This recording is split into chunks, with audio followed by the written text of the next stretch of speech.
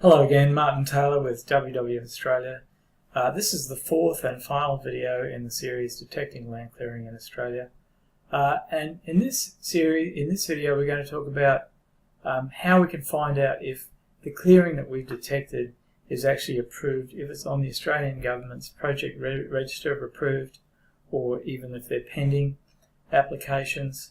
And then we want to see if we can find the clearing that we've detected in the register. And if we have concerns, how we can communicate that respectfully to the enforcement officers.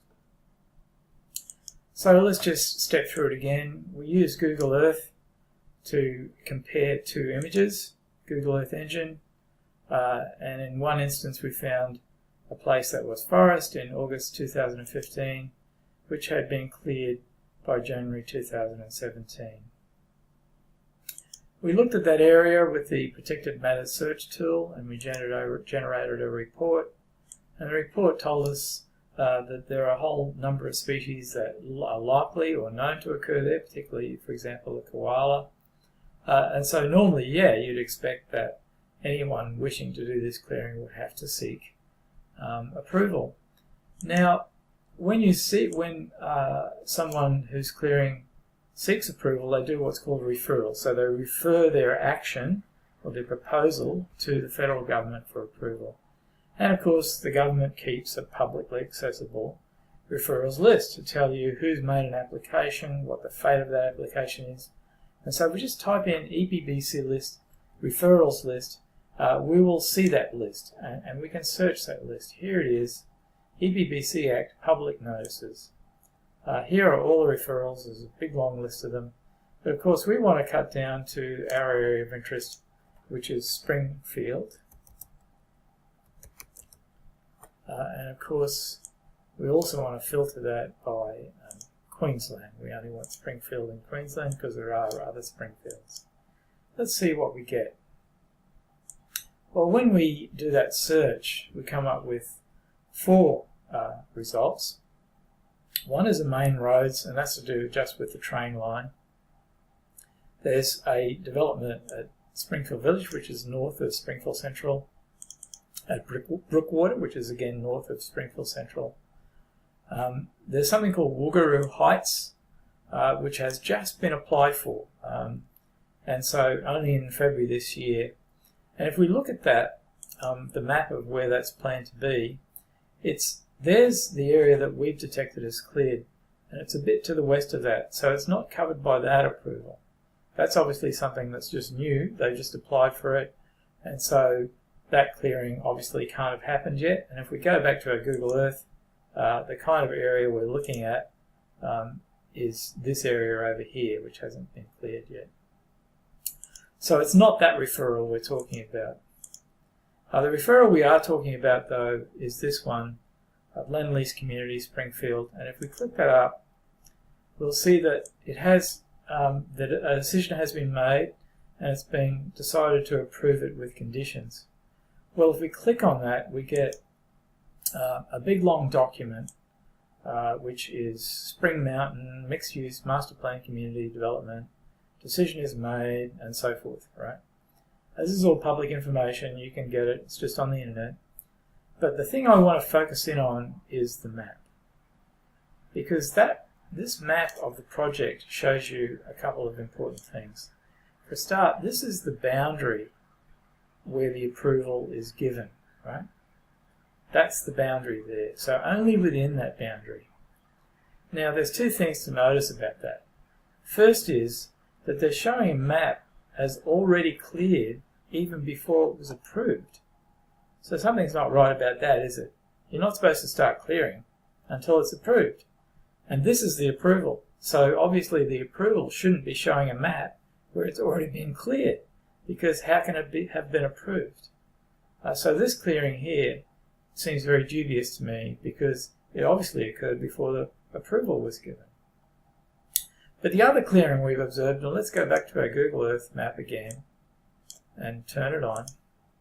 The other approval here to the west of this business centre over here, let's go back to the EPBC approval map. Well, that's that area there. But notice that only that area there is actually inside the red line that's approved. The approval doesn't apply to this area here, right next to the roadway to Sinathamby Boulevard. That is not in that approval. So if you look here, see that little section there, that's not in the approval, but it has been cleared. And so that raises two concerns for me, which I might want to raise with the Compliance Division. A, how come this area here was cleared before it was approved by the Australian government? And how come this area here has been cleared even though I can't find an approval anywhere for that area to be cleared? So what do we do with this? Well, the responsible citizen writes to the compliance people, so the people in Canberra, in the Department of the Environment, who are responsible for enforcing our national legislation to protect threatened species. And you can write to them too. If you have evidence that there's anything suspicious or doesn't seem right about some clearing that you've detected, then you can write to them too. Always be very respectful, always be very factual. There's no point going and saying, I hate this, or anything like that. There's absolutely no point. Stick to the facts. The facts are the only thing they're going to be interested in. What have you discovered? Where is it? Why do you think it's wrong? Right? And so you'd write to compliance@environment.gov.au and you'd say, I have discovered from satellite photos what appears to be destruction of habitat for EBBC listed threatened species in the vicinity of Springfield or wherever you've detected it. You can attach the protected matters report that you generated. You can attach, you can print off the Landsat images that you are basing your analysis on and saying, well, look here, and you can draw on them and say, well, this area over here, I can't find that in the approval. It doesn't seem to be covered. So part of the area cleared appears to be covered by approval given under this referral, and you cite the number of the referral back here on the referrals list.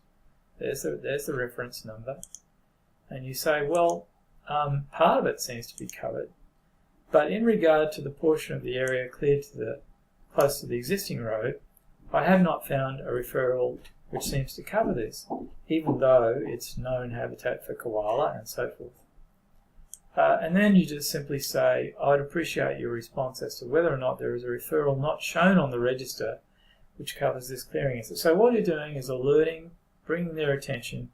It's their responsibility as the enforcers of our legislation to take action if they think it's warranted. All we can do is draw their attention to it. I hope that helps. Everything in here is something you can do. Discovering clearing that has not been approved is, I'm afraid, all too common. It's all over the place. There are hundreds of thousands of hectares in Queensland alone that have been bulldozed wildlife habitat for threatened species, and I can't find a referral anywhere on the government website. And obviously, we're bringing that to the attention of the department, saying, well, what about all these areas that have been cleared where I can't find a referral? You can do that too. You can use Google Earth Engine just like we do. It's all freely available. You can look at satellite images and compare them.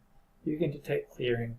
You can go to the Protected Matter search tool and say, well, what species might be affected by this clearing? And then you can look for whether there's an approval to cover that clearing. And if there's not an approval, you can raise your concerns with the authorities. I hope that helps, and all the very best to you.